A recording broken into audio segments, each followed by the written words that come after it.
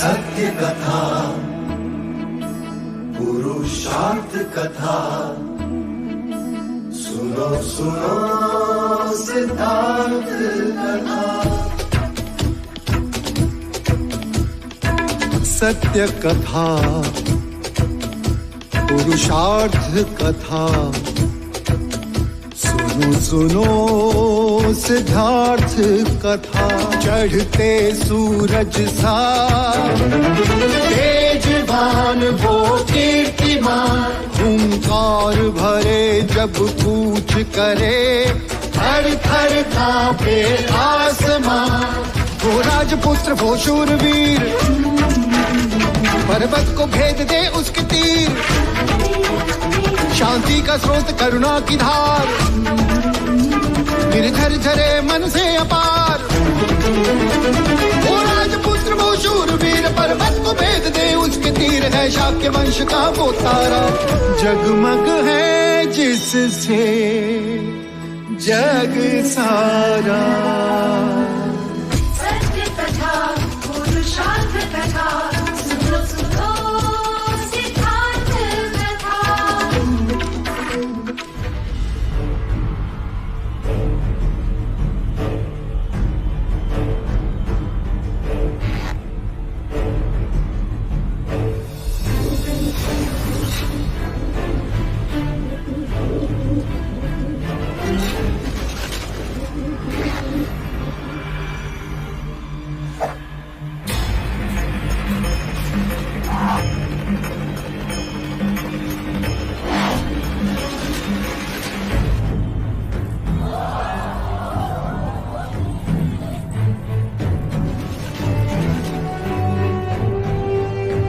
अब गुरुकुल के सर्वश्रेष्ठ धनुर्धर कुमार देवदत्त की परीक्षा होगी। कुमार देवदत्त की, कुमार देवदत्त की, कुमार देवदत्त की, कुमार देवदत्त की, कुमार देवदत्त की। देखना महादेव, देवदत्त चुटकी बजाते ही लक्ष्य भेद देगा। उससे श्रेष्ठ दूसरा धनुर्धर कोई है ही नहीं। हाँ, सुना है। अनुज अमितोधन बता रहे थे, उससे उत्तम कोई नहीं।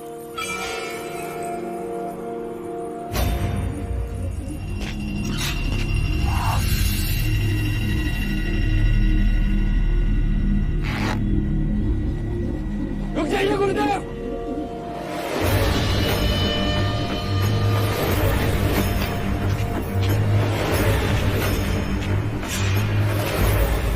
क्षमा गुरुदेव,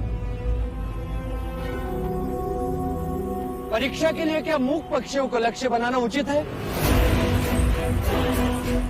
परीक्षा में धनुर्धर की योग्यता को परखना होता है। क्या युवराज के पास कोई और विधि है?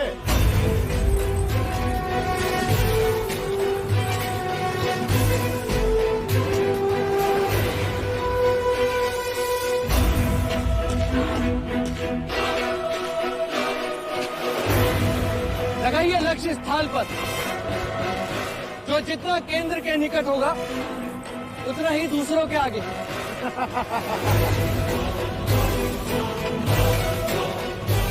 युद्ध में थाल और कटोरों में बाण नहीं चलाते अनुज, रणभूमि में क्षत्रिय जीवन और मृत्यु पे खेलते हैं। अरे यदि उड़ते पक्षियों को नहीं मार सकते तो शत्रु तुम्हें मार देंगे। युद्ध रणभूमि में खेला जाता है ज्येष्ठ, यहाँ नहीं, और वो भी अनिवार्य हो तब। यहाँ तो केवल परीक्षा के लिए निर्दोष पक्षियों को लक्ष्य बनाया जा रहा है, ये उचित नहीं। उपदेश साधु संत देते हैं, कहते रहे यहाँ तो केवल परीक्षा दी जाती है, ये भीरुता के व्यर्थ कारण नहीं। कुमार देवदत्त सत्य कह रहे हैं, होने वाले सम्राट को लक्ष्य का छोप कैसा।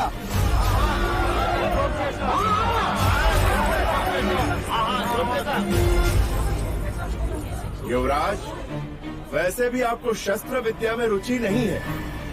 हम आपकी परीक्षा बाद में लेंगे।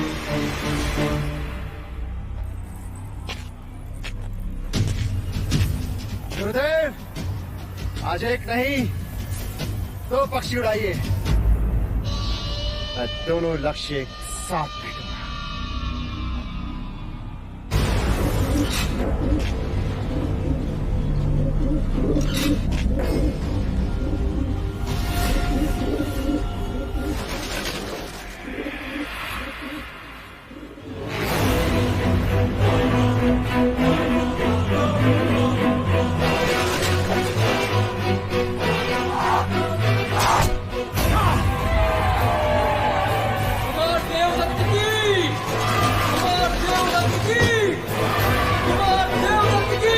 देखा महादेवी, मैंने कहा था ना, देवदत्त से बड़ा धनुर्धर कोई है ही नहीं।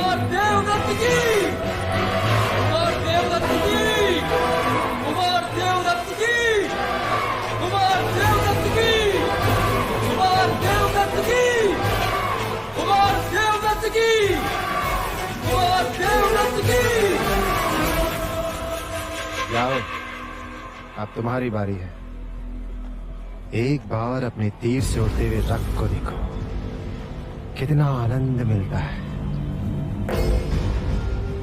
जाओ। सिद्धार्थ, अब तुम्हारी बारी है।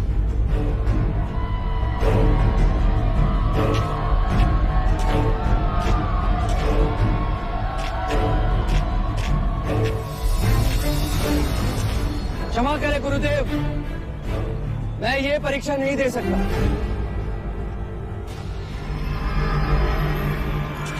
तो ठीक है गुरुदेव, परीक्षा समाप्त हुई, मुझे सर्वश्रेष्ठ घोषित किया जाए। जी गुरुदेव, अब ज्येष्ठा को सर्वश्रेष्ठ घोषित कर दें। मैं पक्षियों को नहीं मार सकता। सिद्धार्थ, तुम्हें परीक्षा देनी होगी, ये मेरा आदेश है। गुरुदेव, आप मेरी यही परीक्षा लेना चाहते हैं ना, कि मैं धनुर्विद्या में निपुण हूं कि नहीं? तो लक्ष्य कोई दूसरा भी हो सकता है। हो सकता है। हाँ, हो सकता है, लेकिन लक्ष्य उतना ही कठिन होना चाहिए जितने ये उड़ते हुए पंछी।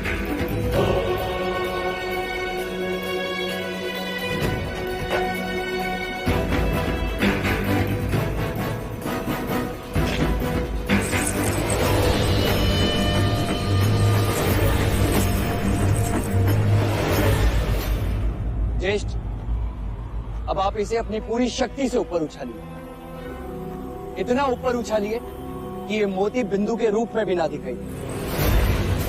क्यों अपना उपहास कराने पे चले हो?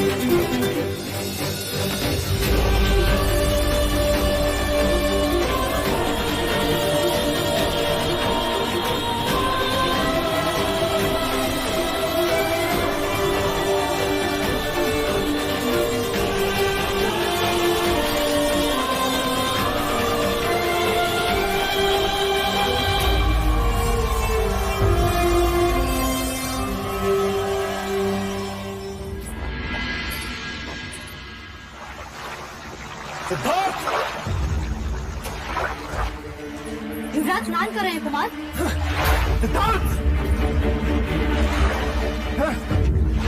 अपने आप श्रेष्ठ घोषित करना था, तो अहिंसा का ढोंग क्यों किया? सबके समक्ष मुझे क्रूर दिखाने के लिए? अरे कहते तो मैं भी पक्षियों की जगह तुम्हारे गले के मोती को भेज देता, लेकिन मुझे तो मेरे प्रिय अनुज ने अवसर तक नहीं दिया। इतना बड़ा कपट! ज्येष्ठ, मैंने तुम्हारे साथ कोई कपट नहीं किया, और तुम तो बचपन से जानते हो कि मैं पक्षियों को लक्ष्य बनाने का विरोधी हूँ। हाँ, तुम तो बड़े अहिंसावादी हो।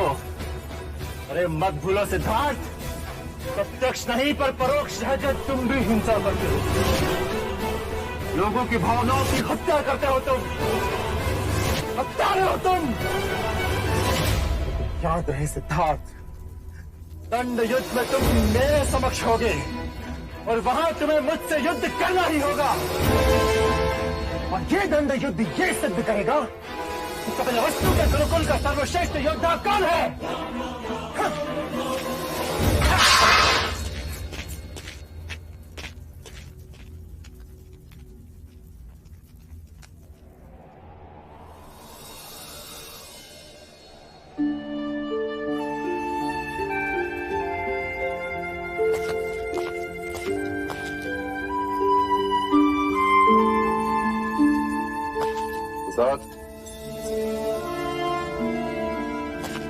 आप मुझे बुला लिया होता? मुझे लगा तुम दंड युद्ध के लिए अभ्यास कर रहे हो, परंतु तुम यहां तो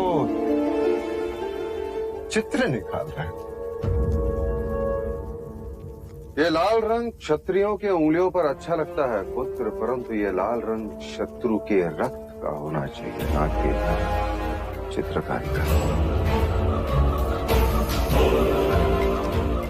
तुम्हारे गुरुजनों ने गुरुकुल में तुम्हें गीता का ज्ञान तो दिया ही हो,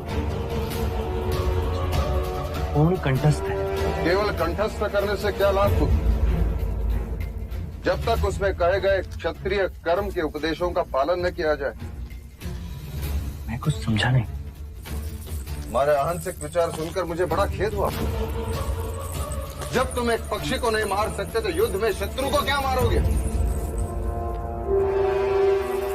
अहिंसा की बातें दुर्बल करते हैं, क्षत्रिय नहीं पुत्र। और तुम एक क्षत्रिय हो, तुम्हें क्षत्रिय धर्म का पालन करना ही चाहिए। शाक्य कुल के भावी राजा हो तुम, अपने कुल की रक्षा के लिए न जाने कितने युद्ध करने पड़े तुम। कब तक क्षत्रिय एक दूसरे से युद्ध करते रहेंगे? राज्य की रक्षा करना उनका उत्तरदायित्व होता है पुत्र। पर क्या राज्य की रक्षा केवल युद्ध से की जा सकती है? विचार विमर्श के द्वारा भी तो प्रश्नों का हल ढूंढा जा सकता है। कायरता की बातें क्षत्रिय नहीं करते पुत्र। एक मनुष्य दूसरे को मारे, उसमें वीरता कैसे? अंत में कौन किस पर राज करेगा? अंत में वही राज करेगा जिसके हाथ में तलवार होगी पुत्र। और वो तलवार में तुम्हारे हाथ में देखना चाहता हूं। चक्रवर्ती राजा के रूप, सम्राट के रूप में देखना चाहता हूं। ये मत भूलो कि तुम शाक्य कुल के उत्तराधिकारी हो। प्रलय के समय यदि केवल एक ही मनुष्य को जीवित रहना पड़े तो वो केवल तुम्हें होना चाहिए पुत्र, केवल तुम्हें।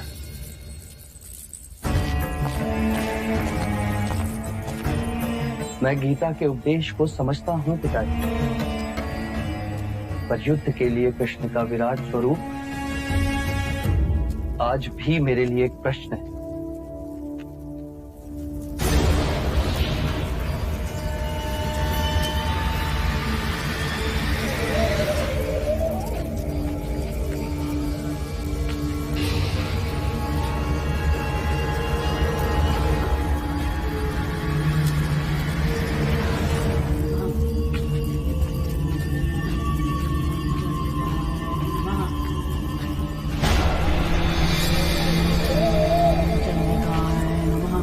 आ गई तू, कब से प्रतीक्षा कर रही थी। प्रणाम दादी। दादी, मंझली रानी आई हैं।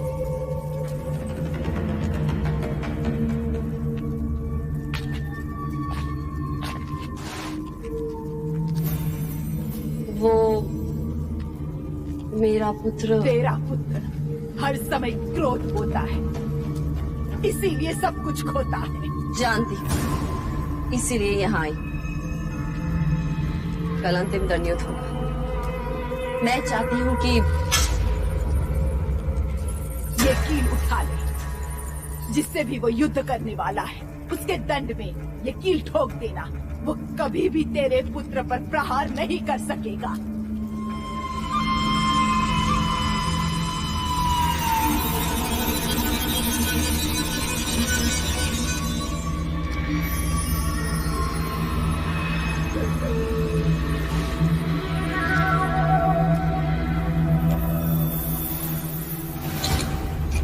ले जा इसे। देने वाली तो तू क्या देगी?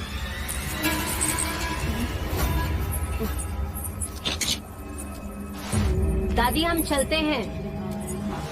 दीदी चलिए।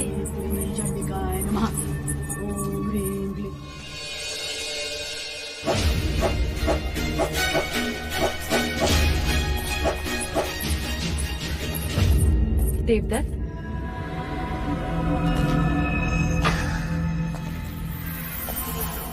ये ले, तेरे लिए लाई। ये क्या है माँ? विजय श्री। एक माँ अपने पुत्र के लिए विजय लेकर आई है। अब सिद्धार्थ कभी भी तुझे दंड युद्ध में पराजित नहीं कर सकता।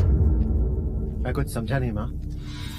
ये कील तुझे सिद्धार्थ के दंड में ठोकनी है। फिर देखना, वो तुझ पे प्रहार ही नहीं कर पाएगा। हो गई ना तेरी जीत निश्चित?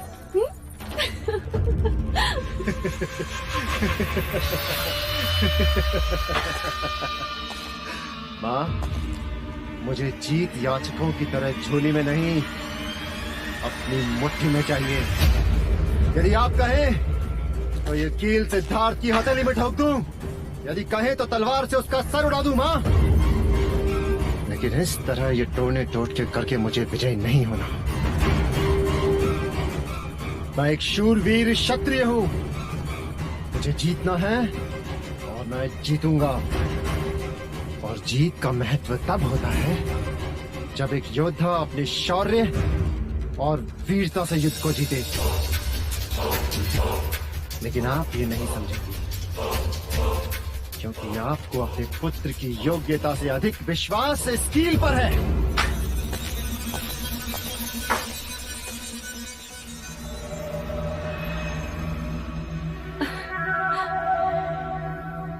नादान कहीं का। अब चाहे कुछ भी हो जाए गुप्ता, विजय का मुकुट तो तेरे ही सर होगा। यशस्वी भव क्षत्रिय।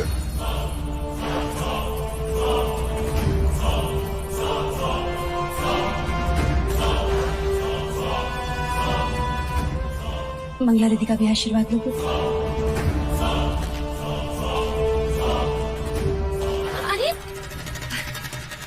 मेरा आशीर्वाद तो सदैव तुम्हारे साथ है पुत्र, पर आज तो मैं तुम्हारे इस शस्त्र को भी आशीर्वाद देना चाहती हूँ।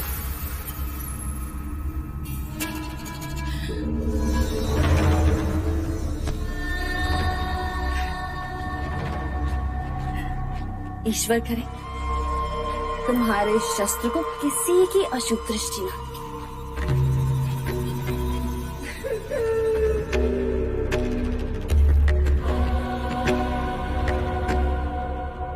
ईश्वर तुम्हें देवदत्त का सामना करने की शक्ति दे।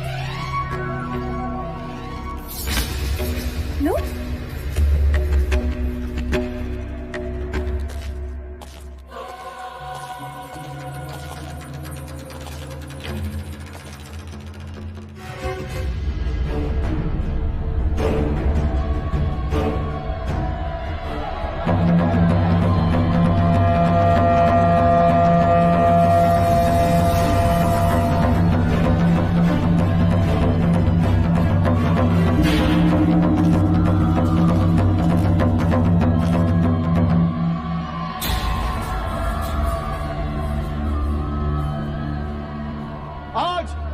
परीक्षा का अंतिम चरण ये निश्चित करेगा कि कपिलवस्तु के गुरुकुल का सर्वश्रेष्ठ योद्धा कौन है।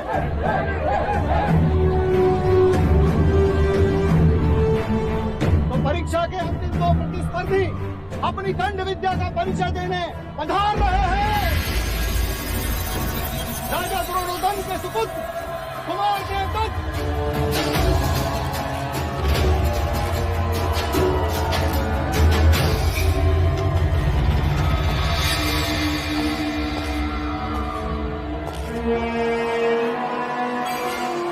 और महाराज शुद्धोधन के सुपुत्र और कपिलवस्तु के भावी सम्राट युवराज सिद्धार्थ दाता।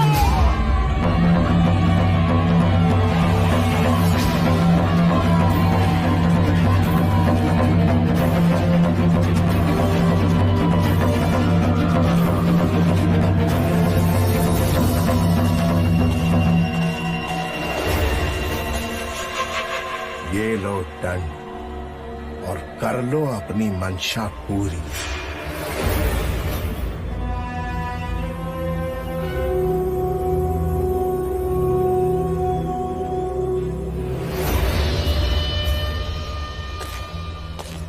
आज ये प्रमाणित कर दो कि तुम्हारे दंड और कृष्ण के सुदर्शन में कोई भेद नहीं। वो जब भी चला सत्य के लिए चला। आज तुम्हारा ये दंड भी चलेगा तो सत्य के लिए, अपने माता पिता की प्रसन्नता के लिए, अपनी प्रजा का विश्वास जीतने के लिए।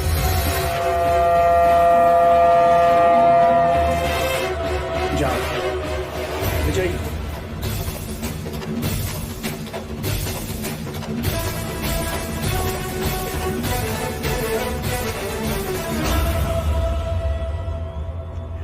कौन दिन तू लाख चकट कर, परंतु युवराज के साहस पे तो मैंने पराजय की कील ठोक दी।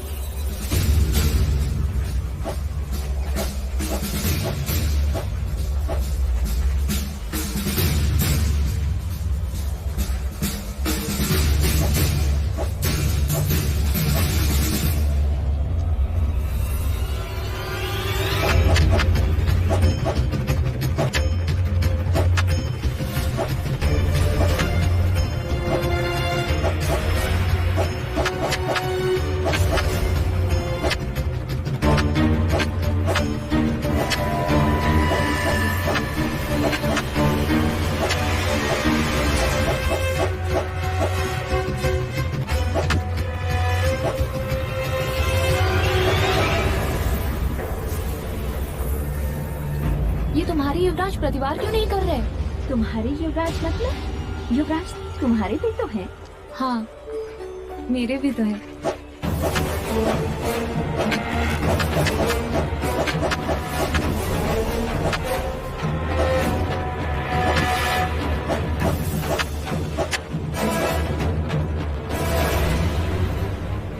तो मुझ पे प्रहार क्यों नहीं करते सिद्धार्थ? तुम जानते हो ज्येष्ठ, मैं तुम पर प्रहार नहीं कर सकता। मान सम्मान का तुम्हारा ये प्रपंच मैं समझता हूँ सिद्धार्थ, परंतु आज तुम्हें मुझसे युद्ध करना ही होगा। प्रहार करो मुझ पे सिद्धार्थ।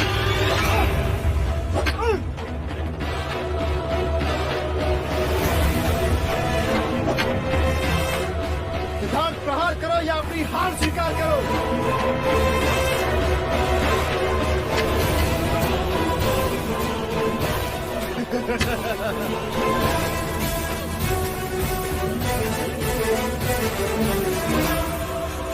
क्या कर रहे हो तुम?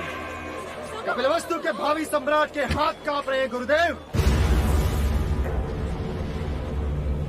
सिद्धार्थ, मैं ज्येष्ठ पर प्रहार नहीं कर सकता गुरुदेव।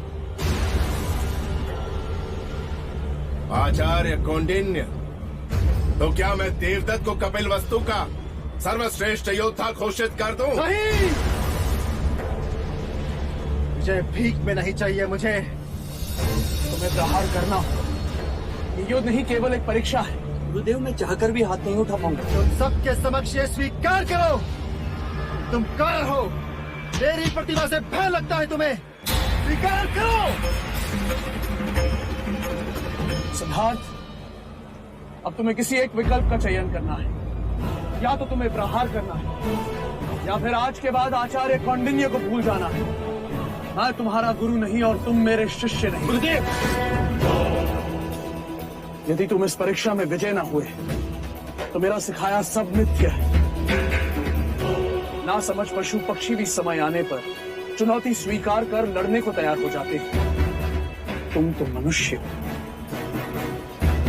मत भूलो, अतल वितल भूतल पर जन्म लेने वाली प्रत्येक आत्मा कर्म के अधीन है, कर्माधीन है। पर ज्येष्ठ, इतने भावनाशील मत बनो सिद्धार्थ। केवल अपना कर्म करो। याद रखो, बादल का मूल्य वर्षा से, पेड़ का मूल्य फल से, तलवार का मूल्य धार से, उसी तरह एक क्षत्रिय का मूल्य प्रतिभावान योद्धा बनने से।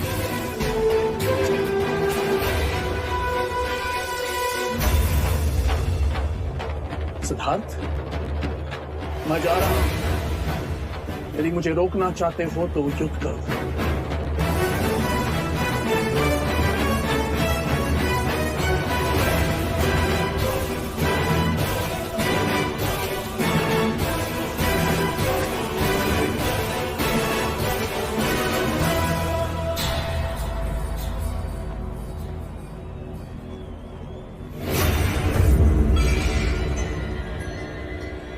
अतल वितल भूतल पर जन्म लेने वाली प्रत्येक आत्मा कर्म के अधीन है, कर्माधीन है।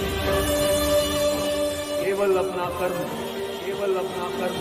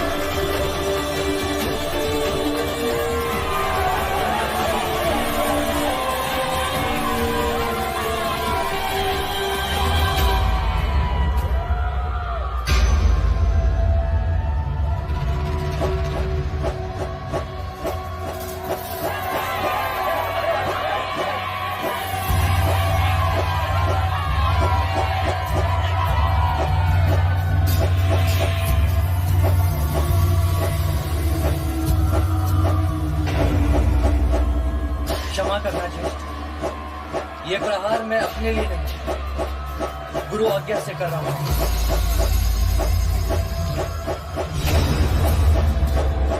पहला प्रहार गुरु के लिए,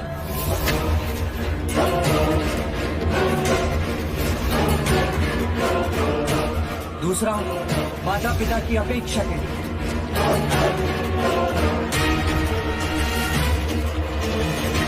तीसरा प्रजा का विश्वास पाने के लिए।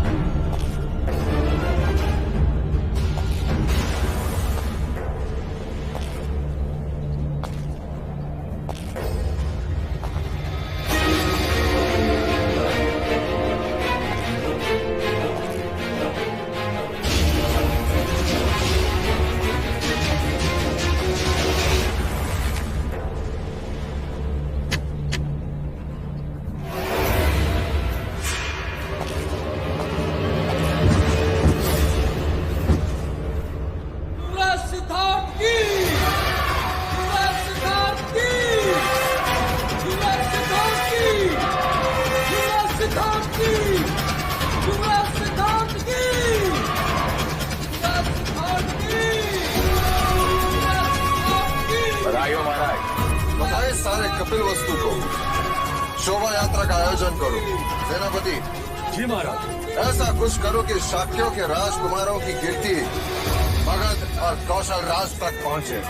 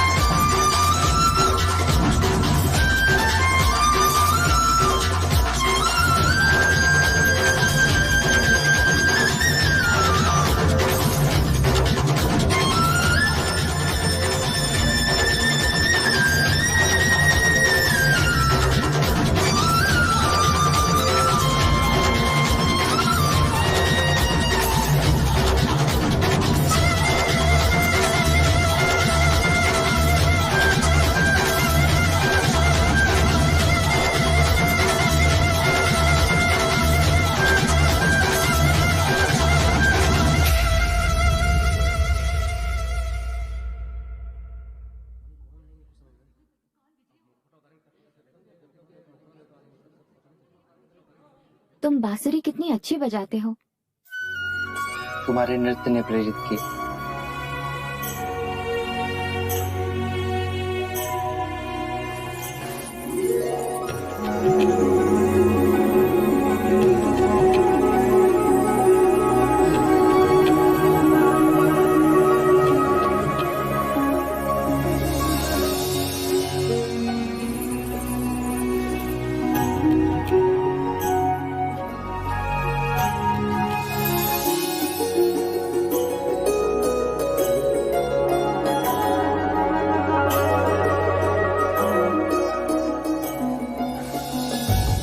कौन हो तुम?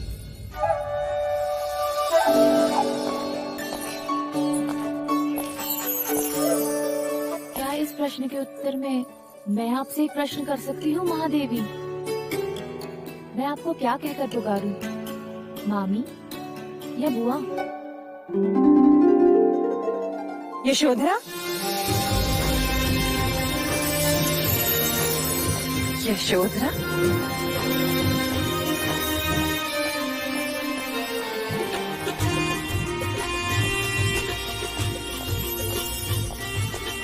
तुम यशोधरा ही हो ना? क्यों चौंक गए ना सब? हो गई ना सबकी आंखें चौड़ी, खिलाई सबकी होठों पे हंसी। कहा था मैंने माँ से, देखना मुझे देखकर सब बहुत खुश होंगे। आप खुश नहीं हैं? हाँ, पर देवदा से यहाँ तक तुम अकेले? मैं अकेली कहाँ हूँ बुआ, मेरे साथ मेरा विश्वास था, आप सबसे मिलने की इच्छा थी, और फिर आप सबको भी तो मेरा इंतजार था। था या नहीं? हाँ किंतु महाराज दंडपानी ने तुम्हें रोका नहीं? होते तो रोकते ना मजले मामा, वो तो वैशाली गए हैं। और माँ? माँ सासे वहाँ देवदा में ले रही हैं, पर उनका मन यहाँ कपिल वस्तु में घूम रहा है। तुम्हें इस तरह अकेले नहीं आना चाहिए था। माँ ने भी यही कहा था बड़े मामा, पर अब मैं बड़ी हो गई हूँ, कुछ कर्तव्य मुझे भी तो निभाने चाहिए। कर्तव्य? कैसे कर्तव्य? दूरियां मिटाने के। 10 वर्ष हो गए बुआ, आपने अपने भैया को नहीं देखा, और माँ ने अपने भैया को।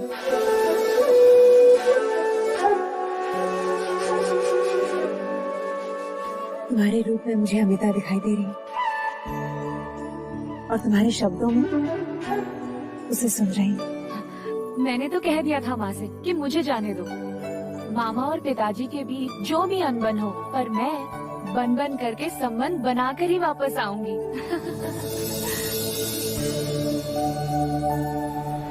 यशोधरा, तुम यहाँ तक आ गई और तुम्हें किसी ने रोका नहीं? हाँ मंगला मामी, नगर द्वार पर चन्ना से भेंट हुई तो वो मुझे नगर ले आया, और राजप्रसाद के बाहर लोशिका मिली, वो मुझे भीतर ले आई। हाँ महादेवी मेरे पास आकर कहने लगी, पहचाना? मैंने कहा नहीं, तो कहने लगी 10 वर्षों के बाद आई हूँ, मुझे पुष्प पसंद है और मेरे हाथी का नाम कुंज है, मैं तुरंत पहचान गई गोपा। लोशिका, ये मैंने क्या कह दिया? गोपा? हाँ महादेवी, महारानी अमिता इन्हें प्यार से गोपा कहती है, लेकिन ये बात किसी को नहीं पता, लेकिन मैंने सुन ली थी। लोशिका,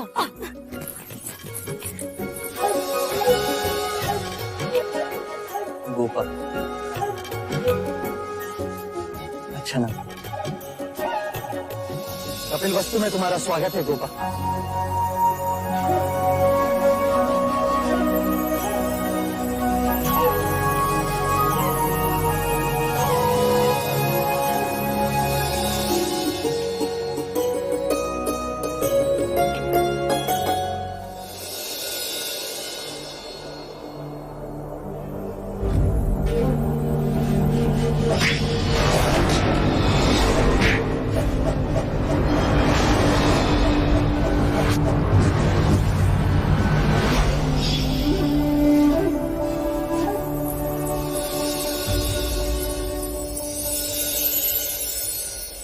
ये अच्छा स्वागत है।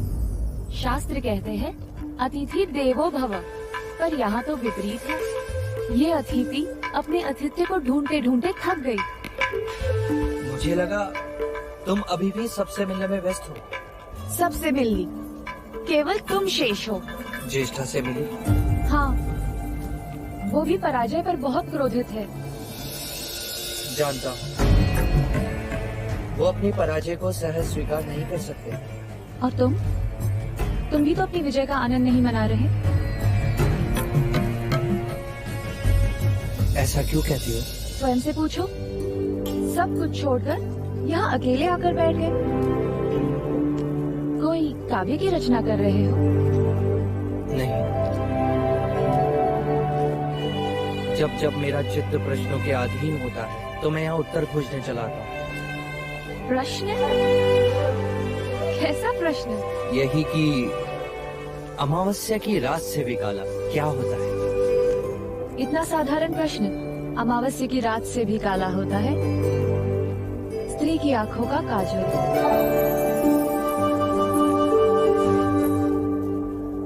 देखो,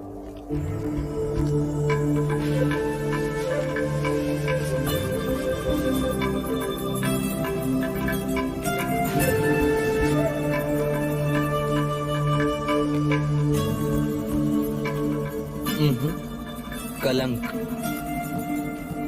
अब बताओ, जल से पता क्या होता है? प्रेम। सच कहा ना मैंने? ज्ञान। जल से पतला ज्ञान होता है शोधरा। अब एक प्रश्न मैं करूं? हाँ हाँ, पूछो ना। तुम केवल अच्छी बांसुरी बजाते हो या सिखा भी सकते हो? तुम चाहो तो सिखा भी सकते हो। कहते हैं ज्ञान और खुशियाँ बांटने से बढ़ती हैं यशोधरा। गोपा, गोपा अच्छा नाम है ना? पहले एक सुर सीखी, केवल फूको इस तरह।